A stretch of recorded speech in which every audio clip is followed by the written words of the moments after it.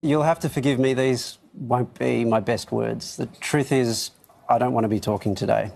When I was asked if it's something that I wanted to do, I resisted it all day until finally I had this overwhelming sense that it was somehow my responsibility to do so, and maybe that's misguided. But of all the things that I could say tonight, that I'm gutted and I'm scared and I feel overcome with utter hopelessness. The most dishonest thing would be to say that I'm shocked. I'm simply not. There's nothing about what happened in Christchurch today that shocks me. I wasn't shocked when 6 people were shot to death at a mosque in Quebec City 2 years ago.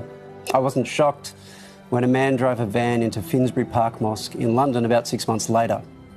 And I wasn't shocked when 11 Jews were shot dead in a Pittsburgh synagogue late last year, or when 9 Christians were killed at a church in Charleston. If we're honest, we'll know this has been coming.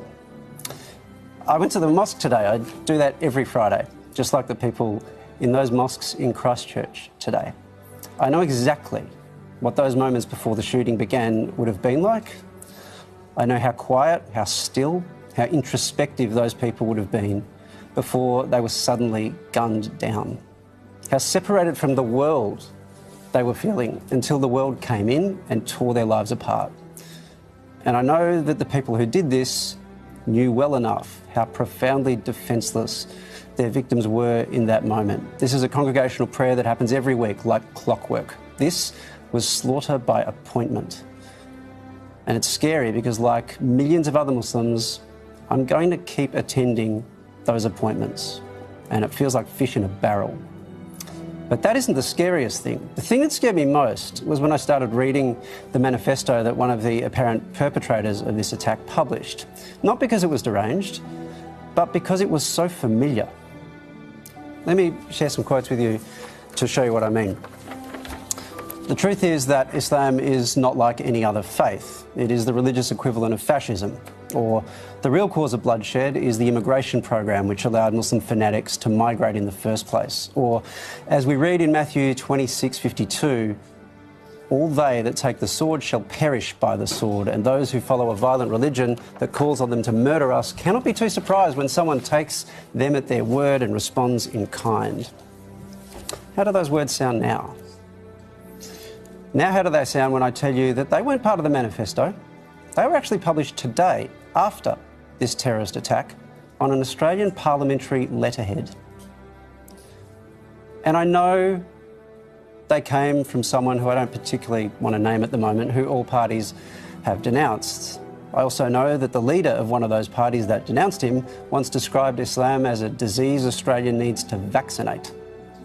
And even that party is kind of on the fringes, despite some valiant attempts by our media to change that. But I also know a senior figure in our government once suggested we made a mistake as a country by letting in Lebanese Muslims in the 70s. And I know there are media reports going back 8 years of a shadow cabinet meeting in which another senior politician suggested his party should use community concerns about Muslims in Australia failing to integrate as a political strategy. That person's now the most senior politician we have. So while I appreciate the words our leaders have said today, and in particular Scott Morrison's comments and his preparedness to call this terrorism and the strength of his comments more generally, I have something to ask. Don't change your tune now because the terrorism seems to be coming from a white supremacist. If you've been talking about being tough on terrorism for years and the communities that allegedly support it, then show us how tough you are now. For mine, I'm going to say the same thing I said about 4 years ago after a horrific Islamist attack. Now we come together. Now we understand this is not a game. Terrorism doesn't choose its victims selectively. That we are one community, and that everything we say to try to tear people apart, demonise particular groups, set them against each other, that all has consequences, even if we're not the ones with our fingers on the trigger.